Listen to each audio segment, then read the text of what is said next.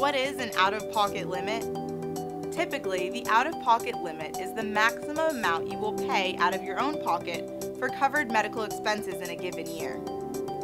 Imagine you suddenly had $10,000 in unexpected covered medical costs.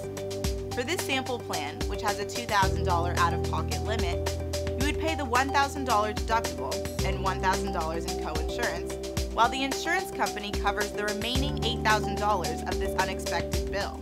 With this sample plan, even if you were hospitalized again in the same year, the insurance company would pay 100% of your covered expenses because you have already reached the sample plan's $2,000 yearly out-of-pocket limit. Be aware that co-payments typically do not count towards your deductible, co-insurance, or out-of-pocket limit.